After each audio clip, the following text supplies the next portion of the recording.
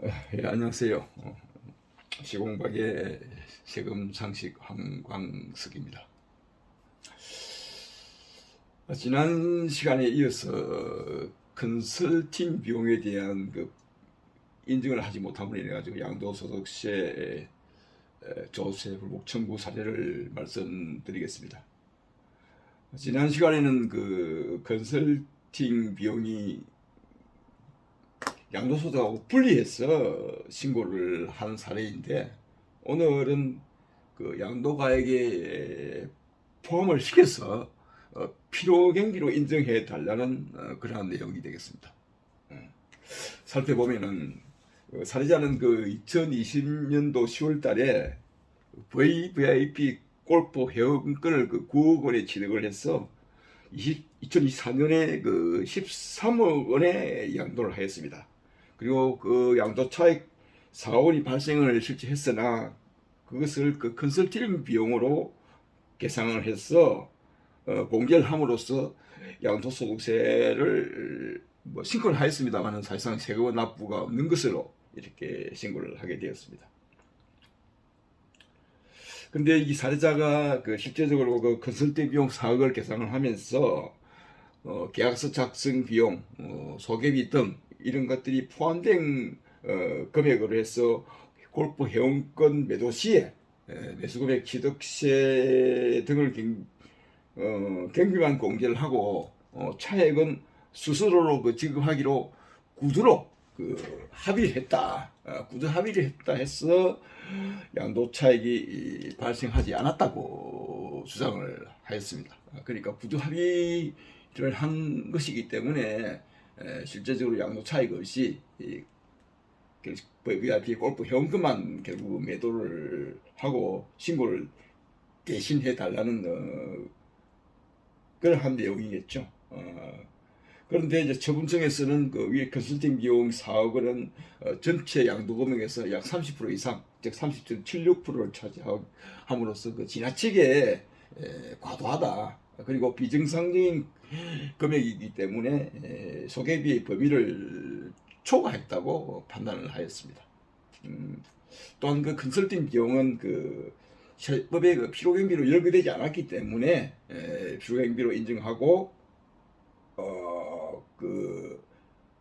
경직 용역비 4억 원 중 3천만 원은 중개 수수료와 신고 대행과 관련된 계약서 작성 관련비로 필요경비를 인정을 하고 차액 즉 4억에서 3천만 원을 차감한 3억 7천만 원에 대하여 사실상 양도 차익이 양도소득금이 발생한 것으로 해서 고지 결정을 하게 되었습니다.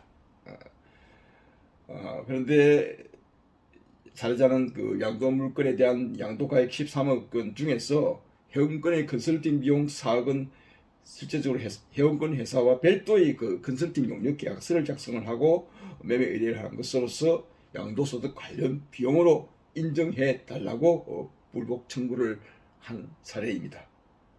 즉 컨설팅 비용은 양도소득의 필요경비로 인정할 수 있는지 그 당부에 대해서 판단을 해달라는 내용이겠죠.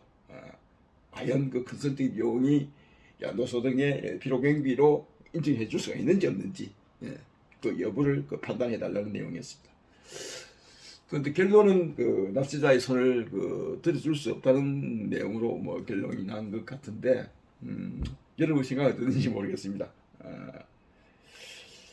그러니까 청구인은 양도소득세를 신고하면서 컨설팅 비용 4억을 양도소득의 필요경비로 주장을 했으나 과시관청에서는 세법에 연결되지 않은 비용이고 그리고 조세 회피 행위로 보고 국식기본법 14조에 규정되어 있는 실질과세 원칙을 적용을 해서 정당한 과세라고 주장을 하게 된 것입니다.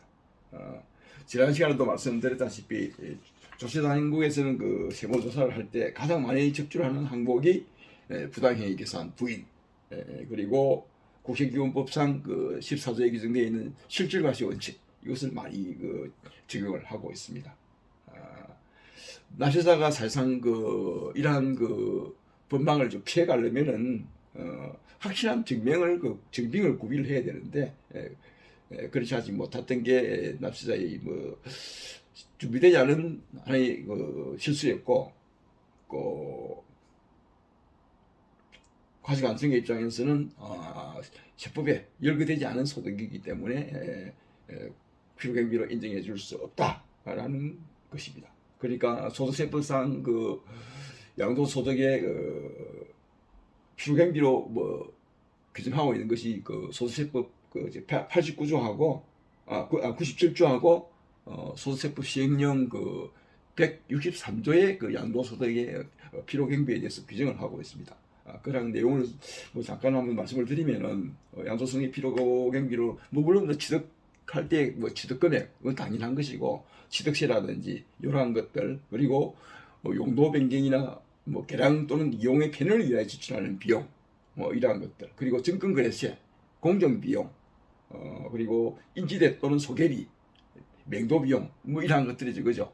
그러니까 여러분들 아파트를 뭐 매입을 했을 경우에 보통 인테리어를 많이 하고 들어가는데 인테리어 관련 비용도 결국은 용도 변경이나 개량을 위한 비용으로 보기 때문에 그게 자본적 지출을 보게 되어 있습니다. 그러한 비용들도 세금계산서를 징수를 하면 가장 확실한 증빙입니다만은 세금계산서를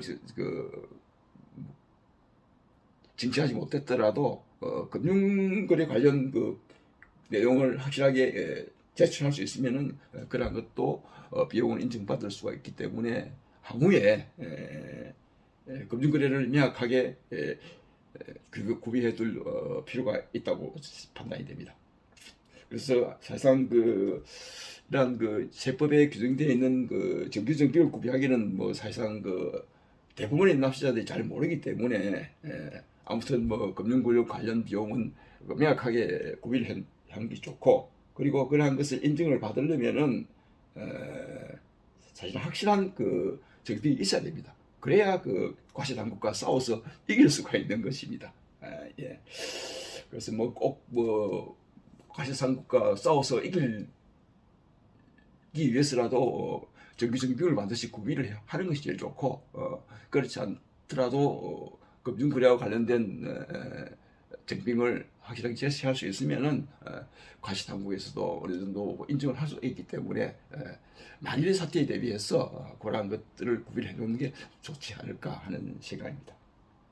그리고 대한민국 헌법 제59조에서도 조세의 종목과 세율은 법률로 정한다라고 하여 조세 법률주의를 채택을 하고 있습니다.